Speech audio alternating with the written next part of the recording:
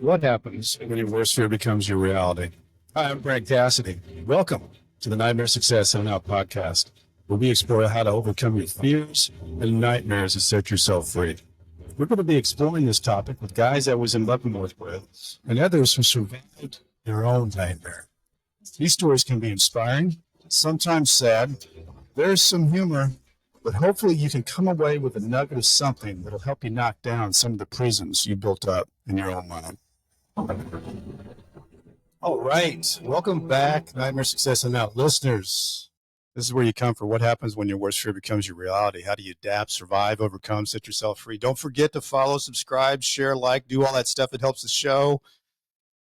Okay, folks, I've got a guy here that he's real smart and he's an inspiring guy and he's really doing good stuff. His name's Chip Skowron, and he's got a fascinating story. And we've been talking for the last couple of months. And I'm really glad that we've been able to connect because he's just doing really good work in this reentry space. And I'm all about the whole reentry world and seeing how we can make it better for the people trying to get back into society. But a little bit about Chip. Meaning he's a smart guy. He attended and graduated from Yale Medical School. He did his residency in orthopedic surgery at Harvard, and then he just totally switched gears. I think he got a little bit frustrated with some of the things, and we could probably maybe talk about a little bit of that. But he became a portfolio manager at Front Point Partners Healthcare Funds. And as I read, it was one of the largest funds on Wall Street. It was a big deal. It was big time.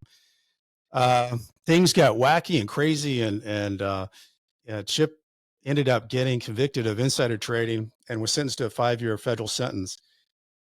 Chip, since then, man, this guy has dedicated himself to giving back, using his experience to help others through their reentry journey back into society. He's now the CEO of Prison Entrepreneurship Program, whose mission is to transform inmates and executives by unlocking human potential through entrepreneurial passion, education, mentoring.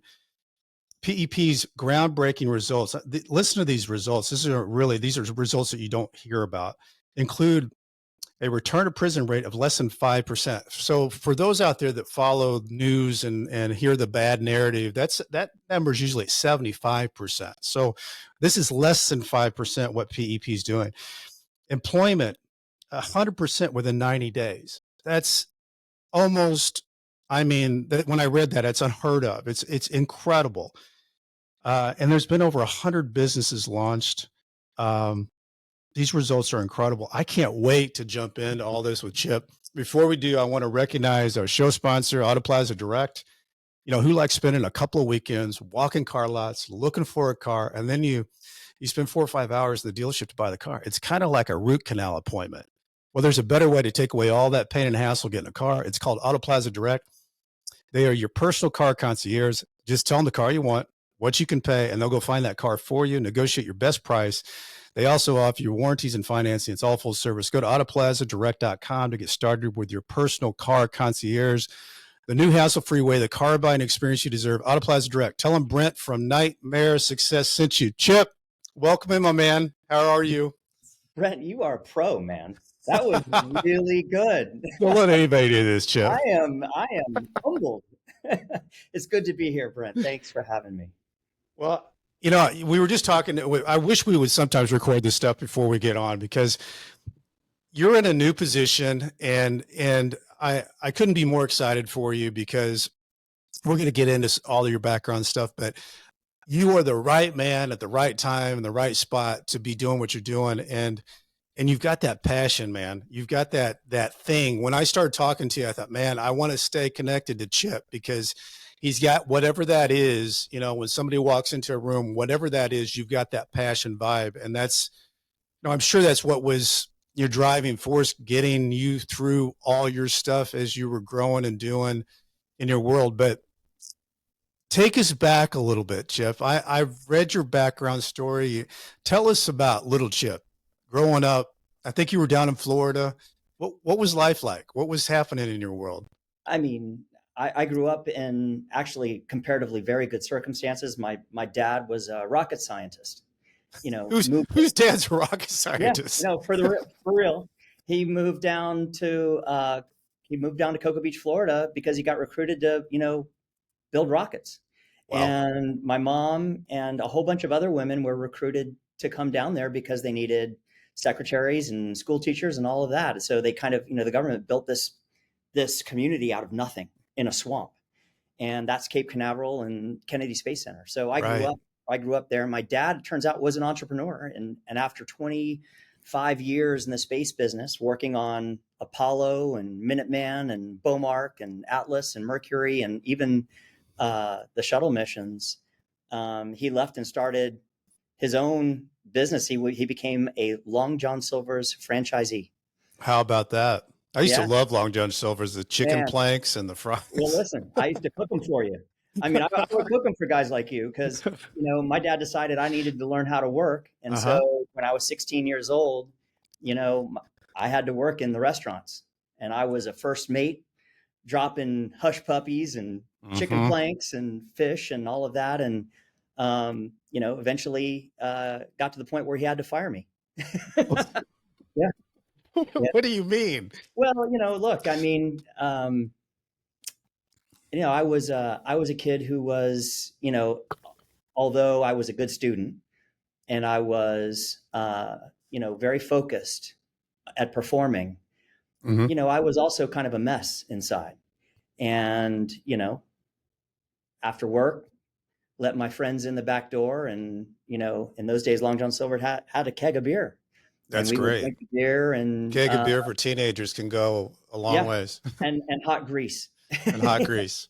Keg of beer and hot grease.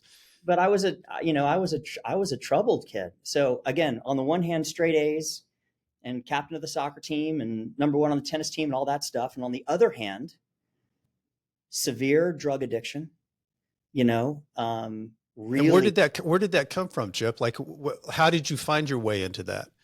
Well, I'll tell you, because I mean, you would almost have to, because we both played sports in high school and that, and you almost, because you have to dedicate yourself to so much time to it, that you almost have to have somebody that pulls you out of that, and you live two separate lives almost. How'd that happen? So, I was aware that I was different in a lot of ways, and I didn't feel like I fit in. And what I found after that first, smoke of a joint was I was accepted. And so I started down that journey of just, being one of the cool kids trying to fit in, and, was able to, for a long time, walk that very, very scary line of continuing to keep up the facade and appear to be the guy that had it all together while I was falling apart. And that's something that would echo in my life years later. But So my mom hadn't found out. No, that's what I was just going to ask you, Chip. Was that something that you kept so secret that your parents didn't know about it, or were they aware of it and they were trying to help you through it? And no, listen, I was stealing money from my parents. Okay. I was, hiding. I was living a double life. Yeah. And scary that even at that age, I was good at it. And how old would you have been? Well, it really got bad when I was 15. Okay. And by the time I was 16, that's when my mom found out. Okay. And then what happened with that? Well, I'll tell you, my mom was a born again believer. Yeah. And she did what the Bible said she should do. She called the elders of the church, and we went to the church at 10 o'clock at night, the night she found out. And these men laid hands on me and prayed for me. And the addiction left. Wow. I never touched cocaine again. I never touched crack again. So what was the next step for you? If that was out of your life and you were living this double life, how did you take the next step forward? So although those things left me, I was not ready to surrender my life to anybody. I needed to be in control. Because I had to prove to everyone, including my dad, that, I could be worthy of praise. And so for me, that looked like going to medical school. And that had been my guiding post for my whole life. It had been the thing that had allowed me to endure and propel myself through a whole bunch of adversity. But, that was the thing that kept me going. So, and I think your dad, reading about this, your dad would have been a tough guy to follow. I mean, he was a doer and an entrepreneur and a rocket scientist. Still, Yeah, still is a but doer. there was a thing that happened, and I forget where I read it, Chip, where your dad had a fall. How old were you when that happened? Because that would have been pretty. I think So that would I have really was, shaken up a kid at that yeah, I whatever was age you would have 11. been. My Yeah. dad was power cleaning the second floor of the house, and he fell, and he was working with my older cousin at the time. And my older cousin, had a look of panic on his face, and I ran outside. They were going to call 911 and to get help for my dad, and he had fallen between the house and a flight of stairs. And so I was looking down into kind of this pit and seeing my dad crumpled, in the bottom of that pit just terrified me. You Mm. know, I think like many kids, my dad was bigger than life. I mean, he Mhm. was a bigger than life guy. He was a rocket scientist and he Mhm. was a businessman and he had people working for him and people saluting him. And, he was bigger than life. Mhm. And to see him like that and to be helpless, brought me to the place at that moment where I made a vow. And I didn't recognize this until decades later, Mhm. but I made a vow that I would never be helpless again. Mm. And that vow led me to decide to go to medical school where I would be equipped and I would learn how to manage any situation so that I wouldn't be helpless ever again. Wow, it's interesting. And were you an only child, or did you have siblings? I had an older sister who was 10 years older Oh, wow, that's a lot older. that my mom had from another marriage, and then Okay. a younger sister who was 2 years younger. And I Okay, so still you have were both of them, and they're amazing. and you were the middle. Okay. Well, I kind of grew up as the only Well, older. I would think so with 10 years difference. I mean, Yeah, that's a lot different. I mean, when you're in school, they're way out and yeah, that would be different. yeah. I was the typical, oldest child, Uh-huh. kind of performing and trying to measure up. The prodigal son child. So what was you like with your mom going through that? You go to medical school, you do well. I mean, you go to Yale. That's one of those things where did you go to medical school? Oh, I went to Yale. I mean, that's a big deal. Did you feel like that was a climb to the top of the peak there, that you had conquered whatever this is in your head, that I'm that guy? Well, so the entry into that season of my life came quite traumatically. On the day that the dean of the medical school called to personally welcome me into what they called the medical scientist training program, which was a full ride to the medical school. I sat with that information, that phone call. I sat with that for about 20 minutes alone. Just as you said, wow, this is Big this deal. is the pinnacle. This is Yeah, this is the my life's achievement. right. Next phone call, 20 minutes later, was my father telling me my mom had been killed in a car accident. Oh my gosh. And that kind of sent me spinning. It sent me emotionally into a place that I had no idea how to recover from.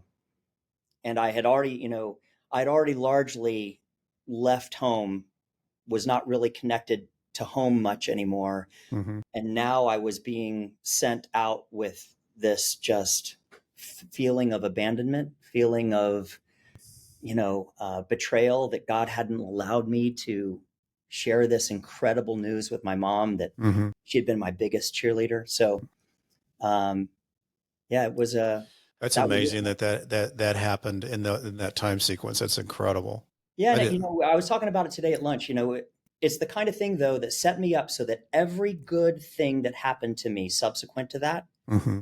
I was conditioned by that wound to always be expecting the other shoe to drop. Something else to happen. So I Yeah. never got, I never really fully enjoyed any good thing And that's because of something. that, innate wound, that fear. Well, let's talk about, because you go into not just being a doctor, but going overseas and doing surgeries. And how did that even come about? Well, uh, I met this girl who became my wife, but her father, my father-in-law, had been affiliated with a group called AmeriCares in Connecticut, which Okay. at the time was one of the largest private disaster relief organizations in the world. Hmm. And at the time I was training to be a surgeon, and the idea of traveling around the world and showing up just in the nick of time and making a difference. I mean, it was a really attractive thing to me. So I went on my first trip with them in 1994 and just fell in love with people that were hurting and so grateful to see us show up. It was a really amazing part of my life, but looking back on it, um, I will say this: it was largely a selfish thing that I was doing. Hmm. I wasn't really doing it for them. It was really about me.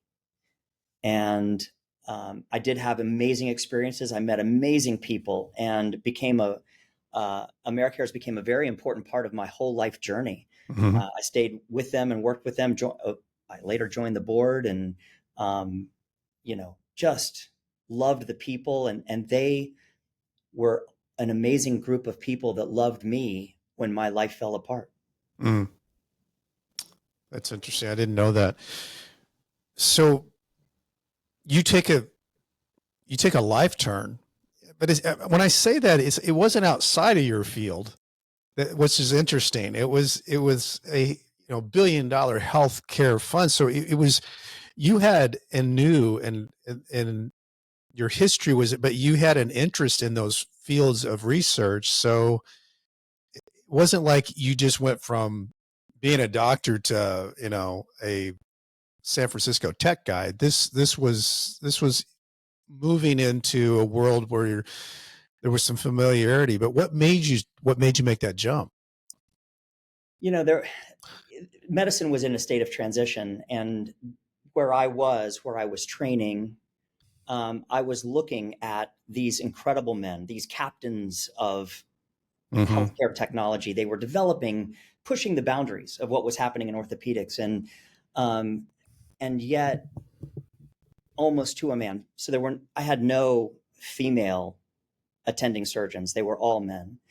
Um, I don't know of any that were at the time really happy, seemed happy in Mm-hmm. their life, in their family life.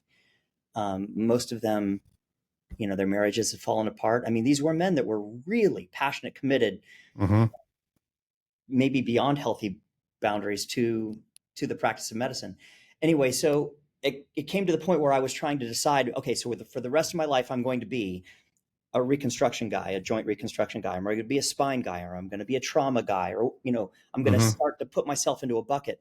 And the prospect of that rest of my life idea really became daunting.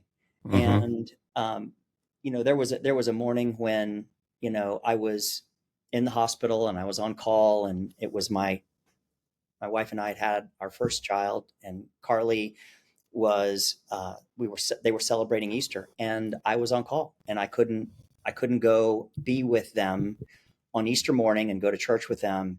And so, it was kind of one of those moments where I said, is this really what I want?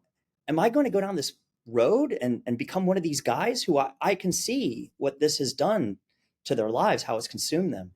And so I didn't know what I was going to do. And so I just basically told my chairman, who was an amazing guy, Dr. Dr. Herndon. And I said, listen, I don't know what I'm going to do, but I need to go figure something out. And he said, listen, we're going to give you a sabbatical. We'll give you a year.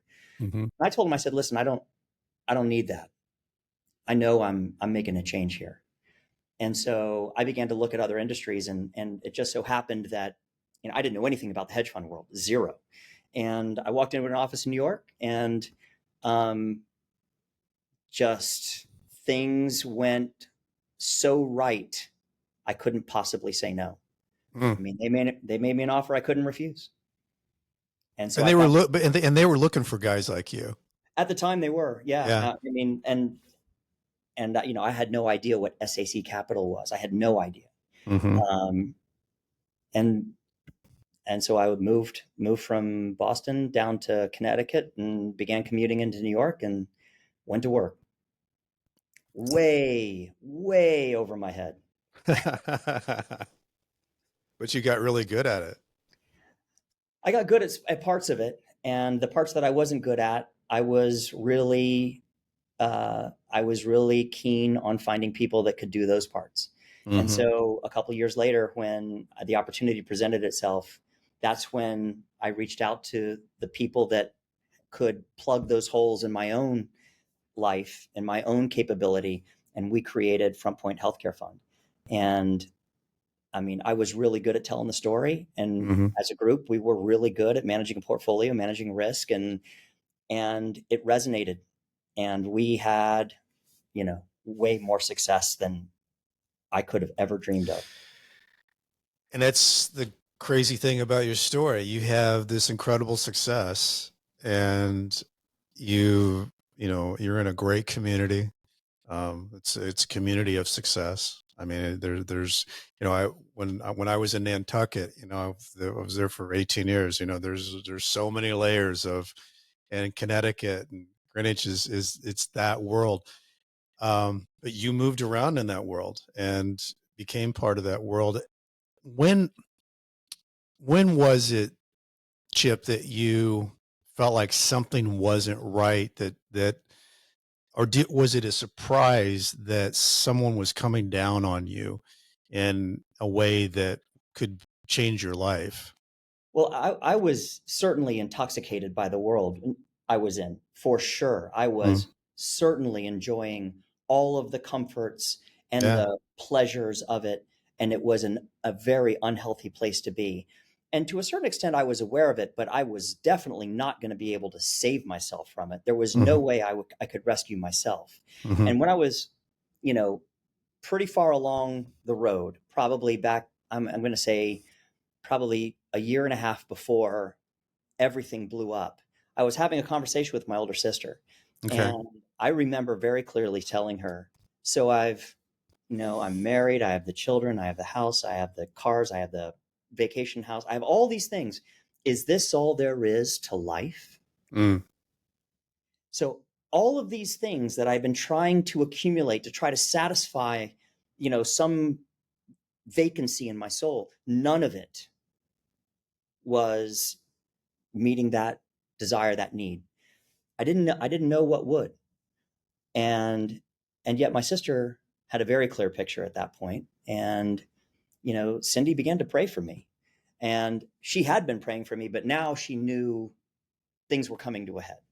And it wasn't that much longer after that, it was November 4th, 2010, that everything came to a stop. I mean, a sudden stop. so when it came to a sudden stop, did your wife know anything about it? Did the kids know anything about it? Or was it one of those things that just hit? Well, remember back when I was 15, I was really good at living a secret life. Yeah. So Double life. I had a secret life. And so while there were headlines about a criminal investigation, perhaps Front Point was involved, perhaps this guy who was a portfolio manager had been involved, those headlines were certainly daunting, very scary. Front page of Wall Street Journal, it was a big deal. Mm-hmm. So there was a lot of embarrassment, a lot of very, very uncomfortable. No one had any idea up until that day that there was anything criminal going on. I knew that it was just the tip of the iceberg, Mm, that there was a whole bunch more behind that, about my life that was really rotten. mm. And so unraveling all of that was a process that took months. And it was the New Canaan Society, this group of men, this um, group of Christian men who I was introduced to, that came around me. I did not know them. I didn't even know they existed. until this had happened.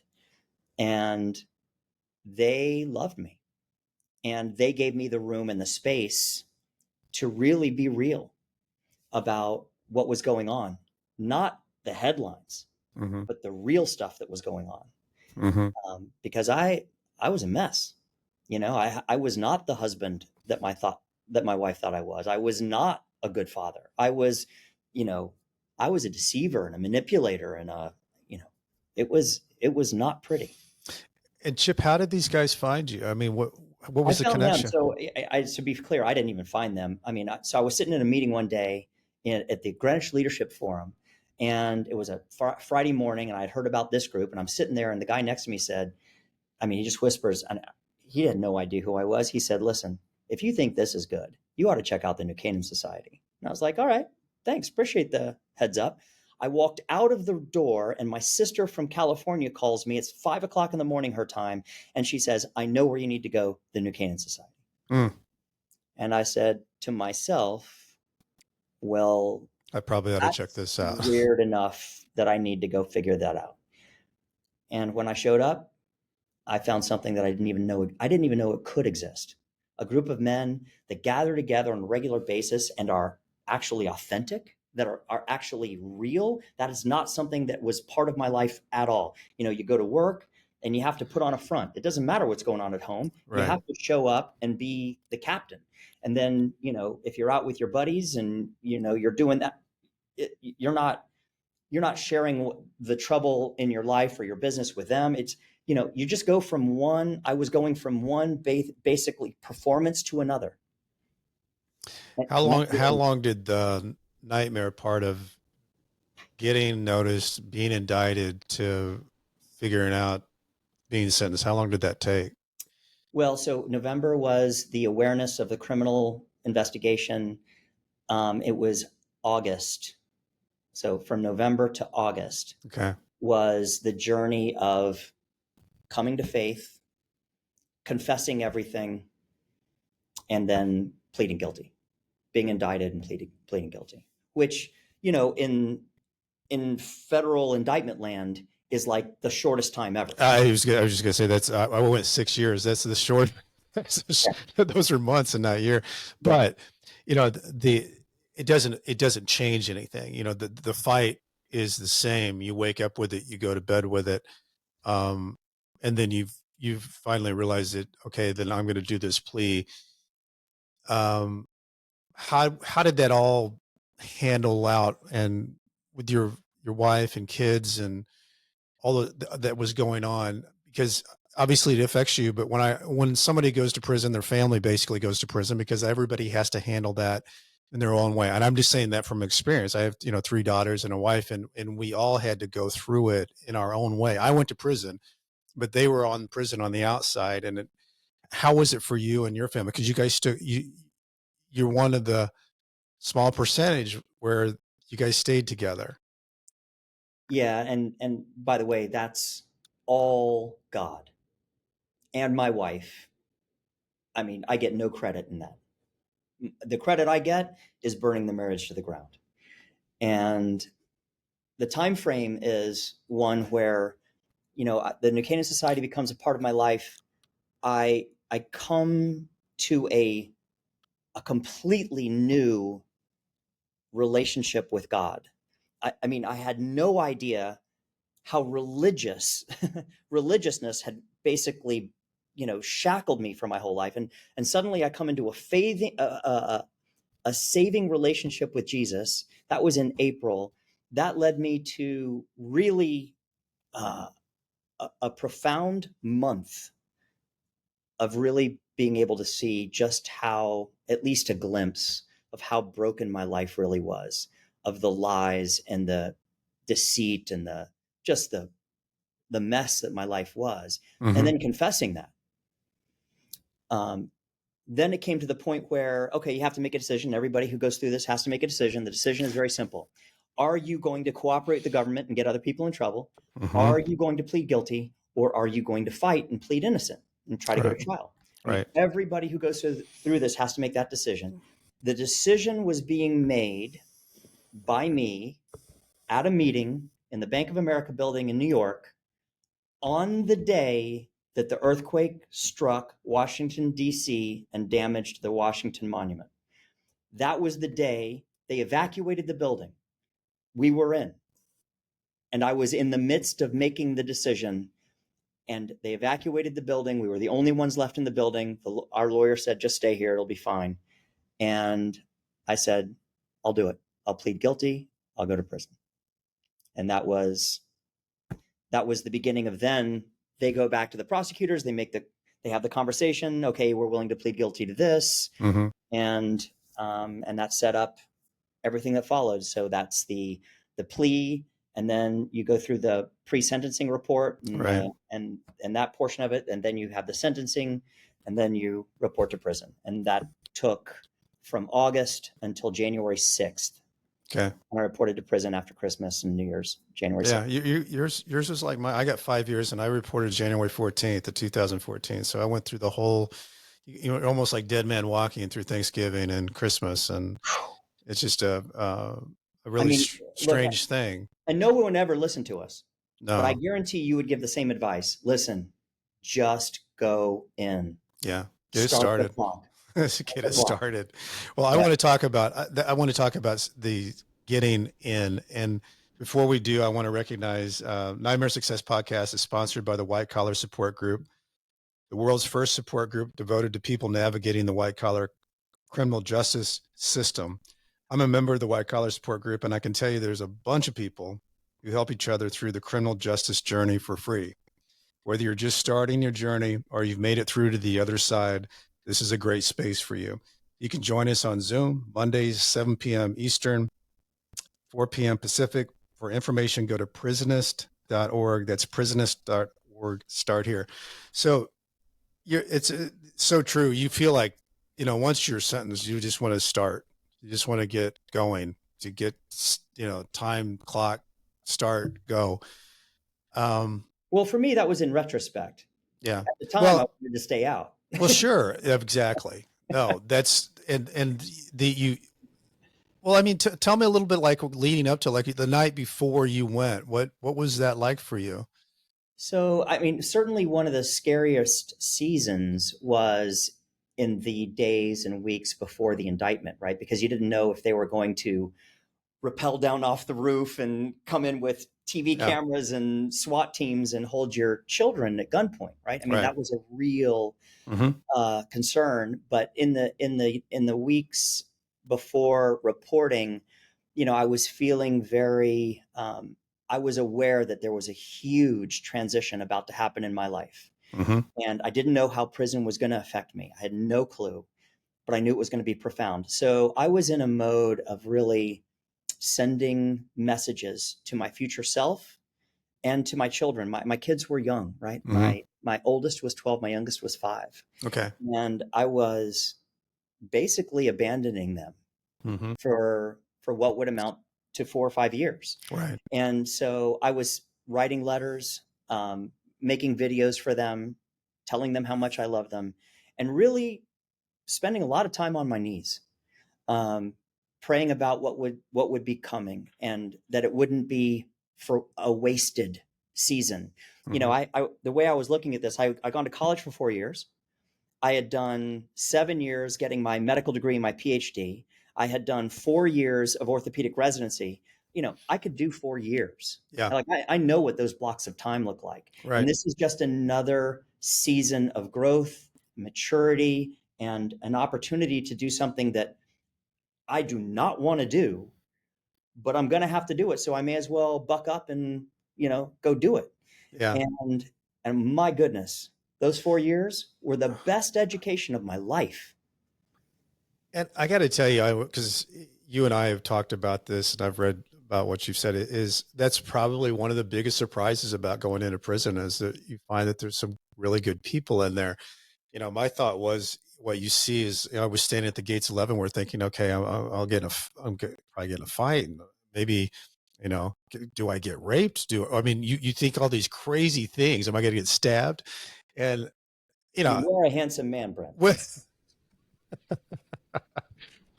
When I get down to the camp, though, it's like, immediately I've got this bunkmate that's, you know, he's helping me clean my locker and showing me how to make my bed. And it's like 100%, 180 degrees different than what I had even thought within the first hour.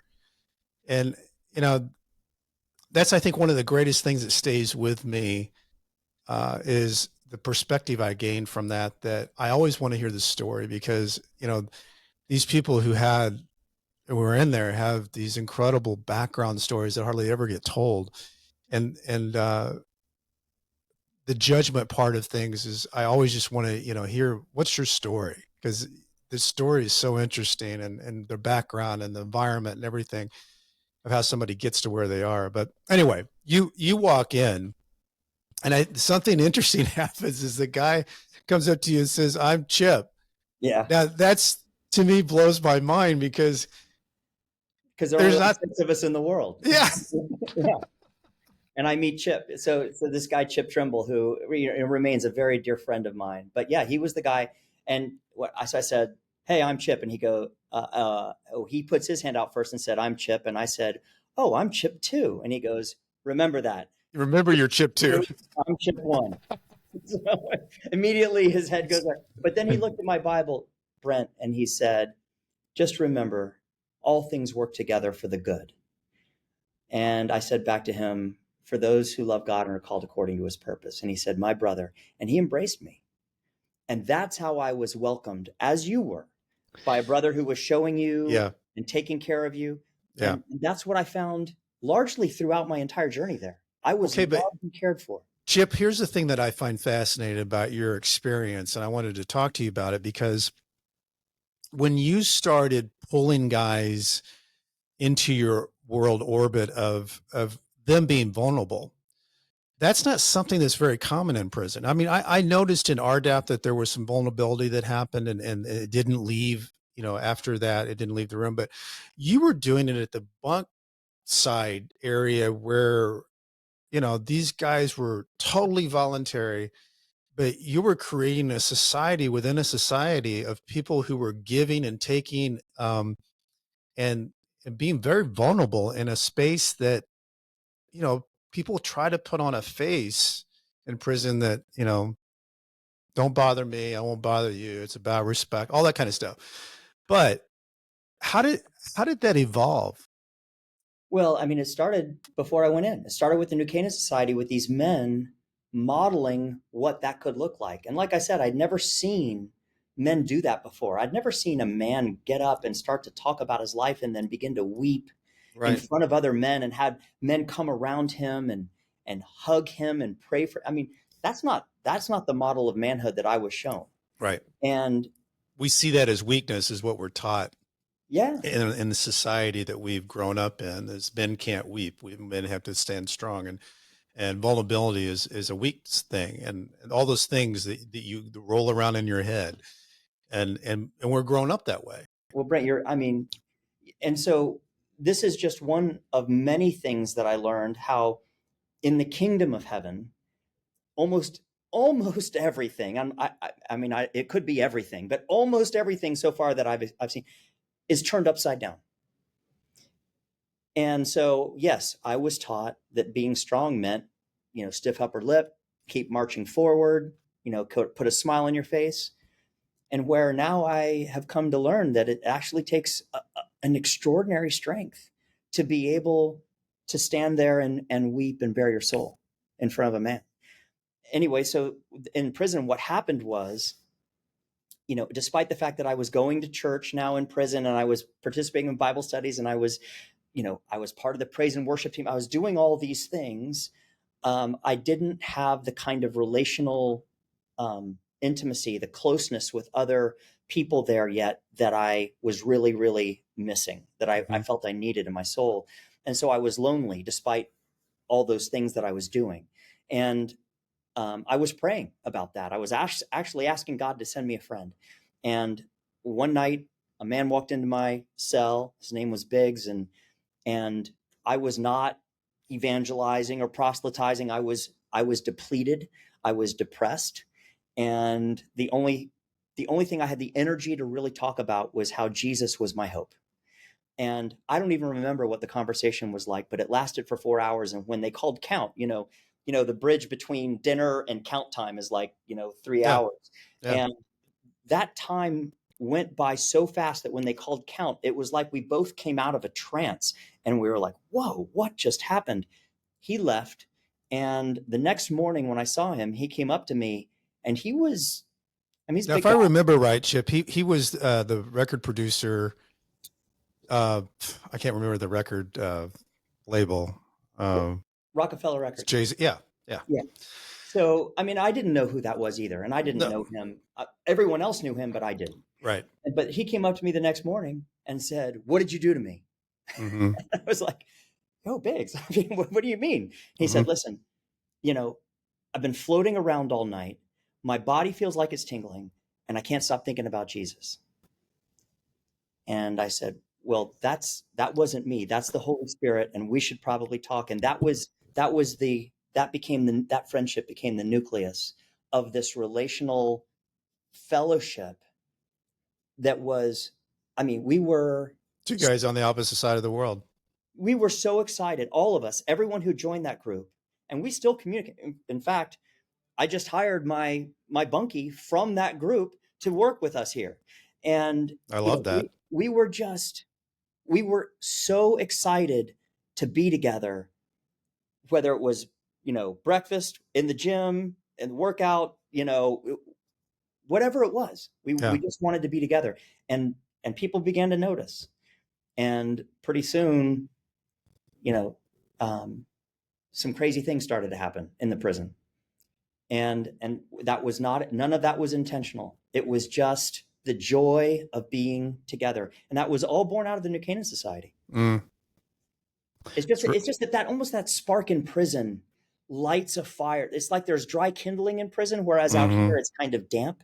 Mm-hmm. So it takes more. Yeah, because everybody's right here.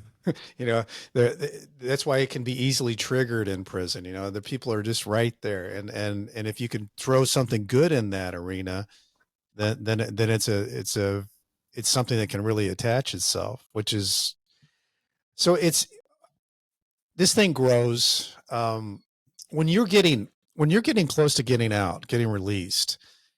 You've had all this experience with this prison world that has really actually been something that I can tell by the way you talk about it. It filled you up.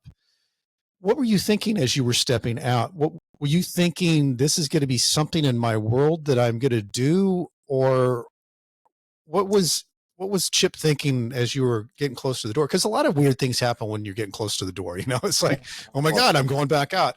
I hope I didn't turn into prison, Brent. But what were you thinking?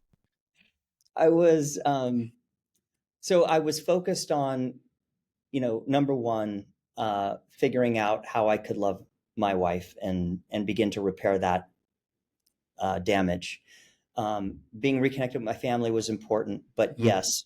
So in terms of like what I was going to do, my only thought was, no matter what I do, being with and being a part of prison ministry is going to be right there with me. That is always going to be something. No matter what. And what happened was I came out, and it was just so much worse than I could ever have imagined. Mm-hmm. And I didn't understand, I guess, how dependent and I don't know, connected I was to the fellowship on the inside. And so when I came out and I didn't have that, I had some semblance of it. I started going to Bible study, and even the New Canaan Society, although it was good, it was just a dim shadow of what I had had on the inside. So it felt like a very dry place, and things at home were very challenging. So life was hard, man. And that's what led me, in my mind, and I know it leads many, many guys who come home, because I talk with them all the time, every day, to say, man, I'd just be better off back inside. Yeah. Because, the fact of the matter is, I at least know there I'm known and loved. Mm-hmm. And yes, I don't have freedoms, and I don't have all those other things that. But you felt alienated on the outside. Yeah. You felt shunned, and the reentry was a lot harder than anybody can ever explain. Yeah. Yeah. Crazy crazy hard. And these conversations, and however you want to measure recidivism aside, whatever you think the number is, we always frame the question in terms of, oh, how can we get the recidivism rate is so high at 70%? And you and I've talked about this. My view is that actually at 70%, and considering what these guys come home to, that's actually remarkably low. It's pretty incredible. And it kind of leads you back to the it always brings me to, when we're talking about reentry, that whole things with Brooks and Red and Shawshank. Brooks, he just decided it wasn't for him, and he checked out. And the difference with Red is he had Andy Dufresne, who had given him hope. And instead of, he looked up at that, the beam that Brooks hung himself from, and he decided that he was going to go check out what Andy had talked about. And, Andy said, if you've made it this far, then you got to go further. And the whole thing from that point on, Red is all about, I hope. And I think that's the biggest piece of reentry is that a lot of people just lose hope. They don't have a reason to take that next step because there's so many barriers. So they just turn back around. Or worse. One of the things I've learned about hope is, Brent, if you and I had come out together, there are days where I could borrow your hope. Sure. Absolutely. And that's the beauty of that community, right? I mean, that community, if somebody falls, that community is not going to let you stay on the ground. We're going to pick you up. And I didn't have that. And what I've found in this journey of prison ministry is that there are actually a whole bunch of organizations that are really committed and determined to picking guys up when they come out. And unfortunately, the institutional barriers are so profound, and there are so many guys that there are literally hundreds of thousands that are still completely abandoned. Or they just don't know where to go. And I think that's really part of your inspiring journey is that you recognize that you started going back in because you were feeling like you were missing something, and you started going back into the prison. Yeah. Within I tried to go back in. So I started a prison ministry, and everyone was approved to go in except me, including other guys who were on probation, by the way. So what was the deal? I didn't know this story. We still don't know. You don't know. Okay. But I can say this, that that season of not being able to go in, as hard as it was, gave me the focus of praying over the ministry. So I would show up at the prison, I would pray over everyone, and then they would go in. And then they would come out and they would share with me what happened. So my only participation was my prayer participation. And the fact of the matter is, by faith I know this, that my prayerful participation with anything, including raising my children, my marriage, all of those things, my prayerful participation is in fact the most important thing I could do. So that year and a half, 2 years of not being able to physically participate on the inside was actually very instructive to me, as hard as it was. I mean, I would leave after praying and literally weep as I walked in my car in the parking lot, because those guys were getting to go be with my brothers and I couldn't go. Did people around you in your world on the outside think you were crazy? That you were... They still do. Did they? Come on. You telling me nobody thinks you're crazy? Yeah, you're fried, dude. You've got a guy. What I mean though, Chip, is a guy that, living the way that you were living in the place that you were living, and you do your time, and then you want to go back in. And I'm sure people just didn't understand that in a way that you could probably explain it, that they could understand. I'm thinking that those people became an outside bubble of your world, and this world became your real world. I think that's true. Although, we're often called to go be in those places that are outside our bubble. And I spend a lot of time there, but, in the same way that, a fighting man signs up to go back to the front line after his tour is over. Right. That doesn't make any sense, right? Right. In the same way that we know there are stories of rescued women from brothels who get put up into a hotel, but they go back to the brothel. Right. It is not about my physical safety that determines where I'm safe. Yeah. I feel safe where I'm known and loved. And for me, that place more than any is prison. Yeah.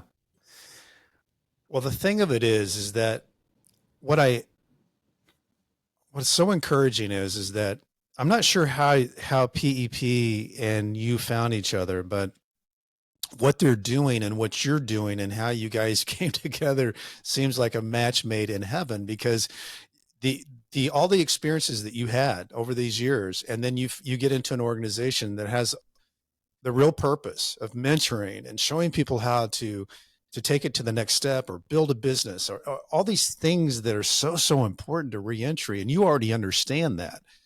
How did that all happen?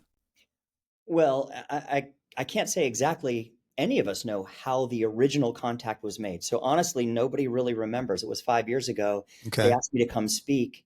And at the time, they presented me obviously with an opportunity to speak, which, about guys who were coming home from prison, that and Right. entrepreneurship, that's an interesting topic. But Mm-hmm. the thing that really intrigued me, the thing that really grabbed me was they had started a community development financial institution called Entre Capital. And I said, well, what is that? And they said, listen, we understand that guys coming home are basically prevented institutionally from having access to the banking sector. Yep. And Brent, the week before, I had just been kicked out of my third bank. So you knew it real well. Oh, and all of the fear and all of the ideas, well, how am I ever going to fill in the blank if I can't have a bank account?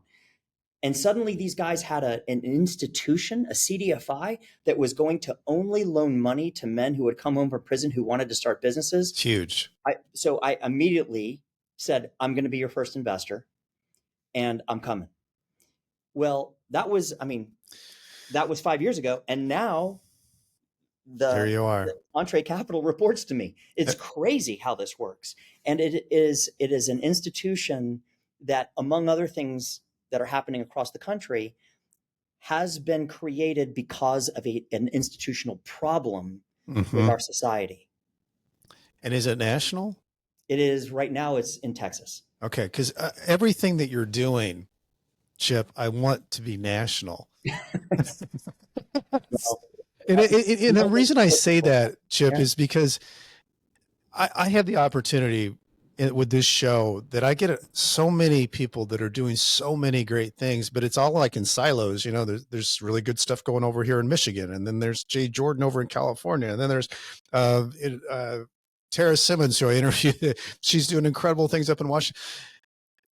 I would love to see something like this of what you're doing to be able to spread out and become a national thing, because it's needed everywhere. It's important. The fact of the matter everywhere. is, what you just said, Brent, is absolutely true.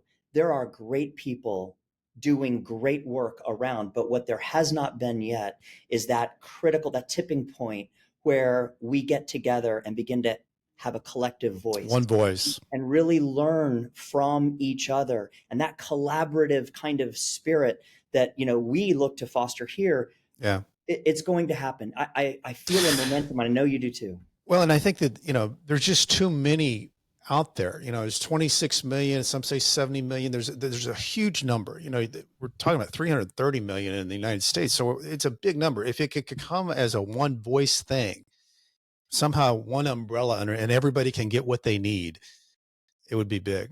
But it's people like you, Chip, that are doing what you're doing that makes that idea possible. Well, Brent, hopefully you don't run out of gas, because we need you out there doing it.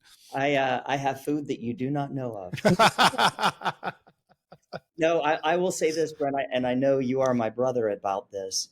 I am convinced that the great leadership that is going to be forged and is being forged in those dark places, in those prison cells, those men and women that come out will be the ones that lead our society into that next great place, Yeah. where men and women are willing to sacrifice for each other, where it is not about my well-being, it's about the well-being of my neighbor. Mm-hmm. You know, and welcoming home and loving those on the margins of our society becomes the hallmark of our society. Amen. That's so true.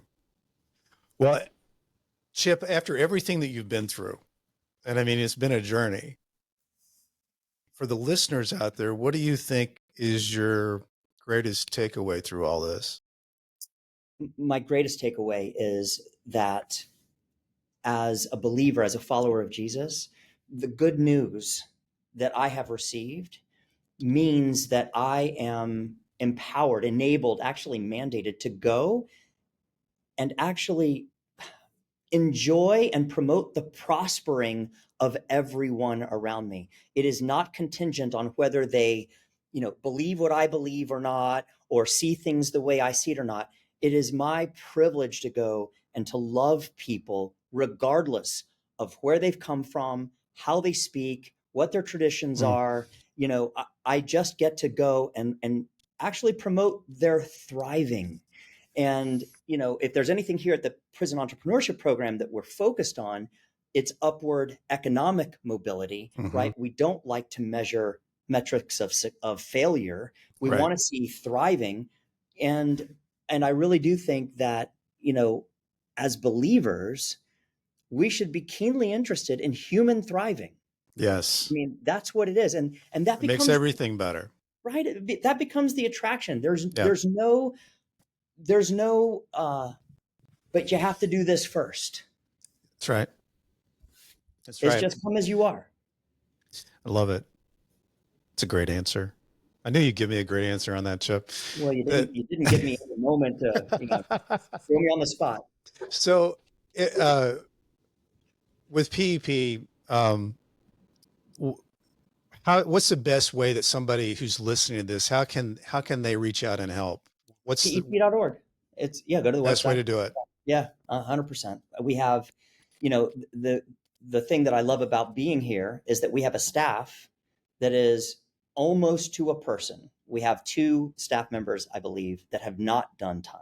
Mm-hmm. So we have about 35 staff members, and anyone who calls and is interested in being a part of this community, look, this is a staff that knows how precious that is. Yep. So we welcome anyone who wants to, whether it's time, treasure, or talent, doesn't matter. I love it. We value it all. Well, you just said your bunkmate is coming on board, which is awesome. And I think that we just hit on something too, Chip, that I think is one of the things that's missing in a lot of these organizations is a lot of people that haven't experienced that. Getting some of those people around the table that have walked in all these places and they're there talking about the solutions because they know what the issues are. That also speeds things up. It really does. Yeah.